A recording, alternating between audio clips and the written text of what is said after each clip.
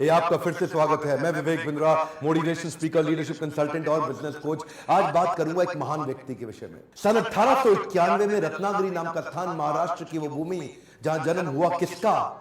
एक profound powerful दलित leader का, एक ऐसे शक्तिशाली पॉलिटिशियन, वुमेन इमेंसिपेटर, एक इकोनॉमिस्ट, एक प्रोलिफिक राइटर, एक थियोरिस्ट, एक ऐसे महान व्यक्ति जो कि बुद्धिज्म का रिवाइवलिस्ट भी था, ह्यूमन राइट प्रोफाउंडर और eminent scholar, razor sharp intelligence. नाम था इनका डॉक्टर भीमराव रामजी अंबेडकर। छोटी उम्र में ही ये रत्नागिरी से सतारा नाम के स्थान, महाराष्ट्र के अंदर, पुणे के नजदीक है, वहां शिफ्ट हो गए। इनकी माता का देहांत हो गया था छोटी उम्र में। बचपन से ही बड़ी दिल को दहला देने वाली, दुखी कर देने वाली, एक बच्चे को आतंकित, पीड़ित कर देने वाली, तंग करने वाली, परेशान करने वाली कठिनाइयों के दौर से ये गुजरे। छोटे थे, पढ़ना चाहते थे, इनके अपने पिता से बहुत रिक्वेस्ट करते थे, लेकिन क्योंकि दलित समाज में एक महार जात में इनका जन्म हुआ तो कोई इनको पढ़ने की सुविधा नहीं थी।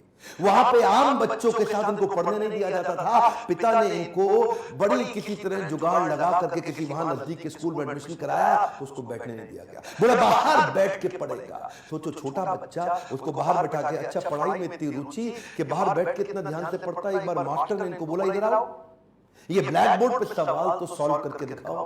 अच्छा, ये ब्लैक बोर्ड पे सवाल सॉल्व करने गया तो अचानक बच्चे चिल्लाए, मास्टर जी नीची जाति का है। और इतना ही नहीं, बच्चे चिल्ला के भागने लगे ब्लैक बोर्ड की तरफ। ये हैरान हुआ क्यों भागे। तभी देखा सारे बच्चों ने अपने टिफिन उठाए, वहां से उठा के पीछे करने लगे, धक्का मारने लगे। क्यों?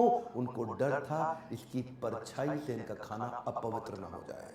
ऐसे कई छोटे धक्के इसको लगी। पानी एक बार कुएं से क्या पी लिया, इतनी मार पड़ी इसको, इतना फिजिक, एक छोटे बच्चे को सहन पड़ी इतनी मार। एक बार रिक्शे वाले ने रिक्शा से उतार दिया।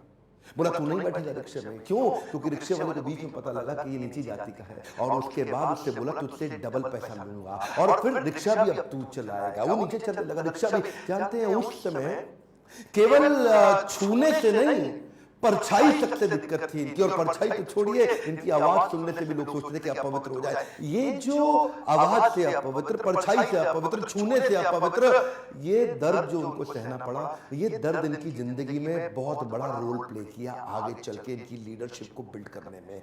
जानते हैं, संस्कृत नहीं पढ़ाई जा रही थी। बोलते संस्कृत तो ब्राह्मणों को पढ़ने के लिए, तेरे पढ़ने के लिए तो है नहीं, स्कूल से निकाल दिया जाता था। तो सयाजी महाराज गायकवाड़ नाम के एक राजा वहीं हुआ करते थे, जिन्होंने इसकी तकलीफ को समझा और वो इनकी तकलीफों को पहचानते थे। बहरहाल इनकी पढ़ने की इतनी इच्छा को देख के उन्होंने इसको स्पॉन्सर किया, स्कॉलरशिप दी, ताकि ये जाके वेस्ट में लंबी पढ़ाई कर सके। देखिए, ध्यान दीजिए, बात आज की नहीं है, बात 110 साल पुरानी है। 1908, 1909, उस समय एक कौन सबसे निचले पायदान से उठा हुआ महार जात का लड़का जाकर के इंटर करके आया इंग्लिश में मुंबई से। उसके बाद वही बीए करी, पॉलिटिकल साइंस और इकोनॉमिक्स में। रुका नहीं, तुम मुझको यहां नहीं पढ़ने दोगे, मैं जाऊंगा दुनिया के बेस्ट यूनिवर्सिटी में, रोक के तो दिखाओ। और वही स्कॉलरशिप लेकर के निकल गया न्यूयॉर्क, कोलंबिया यूनिवर्सिटी जाकर के उसने पहले तो एमए करी, पॉलिटिकल साइंस, इकोनॉमिक्स, हिस्ट्री और सोशियोलॉजी में। उसके बाद पीएचडी करने निकला। यहां नहीं रुका, लंदन स्कूल ऑफ इकोनॉमिक्स चला गया। लंदन स्कूल ऑफ इकोनॉमिक्स जाकर वहां एमएससी किया, उसके बाद लॉ की पढ़ाई किया, फिर उसके बाद डॉक्टरेट किया, किताब के ऊपर अपनी थीसिस लिखी। ये वही किताब थी जिसके ऊपर आगे जाकर के रिजर्व बैंक ऑफ इंडिया को बनाया गया। महाराजा और बड़ौदा से उनका प्रेम इतना था ना, वो जो सयाजी गायकवाड़ जिन्होंने इनको स्कॉलरशिप दिया था, पढ़ने में इनकी मदद करी थी, दुनिया भर में पढ़ के उनका प्रेम भूले नहीं, वापस उनके पास आ गए। बोला आप दुनिया भर में पढ़ के आए हो, आपकी सेवा में आना चाहता हूं। तो उनको मिलिट्री सेक्रेटरी की नौकरी दे दी गई। और उस समय ये नौकरी बड़ी मानी जाती थी। अब ये बड़ी पदवी पे तो आ गए थे, लेकिन वो छुआछूत ने इनका पीछा थोड़ी छोड़ा। वहां भी जो सरकारी पियोन होता था ना, वो उनको फाइल दूर से फेंक के दिया करता था। बोला तो नीच जात का है, आज गद्दी पे बैठ गया तो क्या, दूर से फाइल फेंकते थे, उसके पास नहीं जाते थे। उनको खाने के लिए बोलते थे बाहर जाके खा। आज भी वो कुएं से पानी नहीं पी सकते थे, इतनी एग्जॉल्टेड पोजीशन पे। बाबा साहब अंबेडकर की तकलीफों का सिलसिला थमा थोड़े ही। अभी तो रमाबाई जिनसे उनका विवाह हुआ था, उनके साथ उनकी 5 संतानें हुई, लेकिन 4 संतानें एक के बाद एक इलाज की सुविधा ठीक से ना मिल पाने के कारण उनके जीवन से चलती चली गई। 4 बच्चों का देहांत हुआ, एक बच्चा बचा, लेकिन पत्नी भी आगे चल के लंबा साथ नहीं दे पाई, वो भी लंबी बीमारी के चलते उनका भी देहांत हो गया। बाबा साहब अंबेडकर, जो अब इस समय कोई भी आदमी टूट सकता था, जिसका अपना स्वाभिमान ही खत्म हो जाए, लेकिन ये क्या किए, ये साथ साथ अपने देश के लिए लड़ते रहे और घर की तकलीफों से अपने आप को रुकने नहीं दिया। सत्याग्रह पे निकल गए। 1927 के महान सत्याग्रह में ये जिद पे अड़ गए कि सब दलितों को कुएं से पानी पीने का अधिकार दिला के रहूंगा। सार्वजनिक स्थान है, किसी का प्राइवेट नहीं है, जो सरकारी स्थान है, वहां पे एक इंसान दूसरे के साथ पानी क्यों ना पी सके। देखिए गलत तो एक्चुअली हो रहा था। जो दलित औरतें थी ना, उनको साड़ी भी पहनने का, पांव को ढक के उठा के साड़ी पहननी पड़ती थी। इन्होंने पहली बार अधिकार दिलाया, पूरी नीचे तक आम औरतों की तरह पांव को ढक के साड़ी पहनने का अधिकार। उसके बाद बोले कम्युनल इलेक्टोरेट की मांग कर दी उन्होंने। कम्युनल इलेक्टोरेट में ये चाहते थे कि कम्युनिटी के आधार पे हमारी वोटिंग की सुविधा अलग हो। उसमें थोड़ा गांधी जी अड़ गए, क्योंकि गांधी जी जानते थे कि ये अंग्रेज लोग मिल करके हमारी सारी जातियों को तोड़ के अलग कराना चाहते। गांधी जी ने इनको समझाया। देखो क्या बोले अंबेडकर जी, मैं आपको रिजर्वेशन दिला दूंगा, मैं आपको बाकी सब मदद करूंगा, सब करूंगा, लेकिन अलग नहीं करते।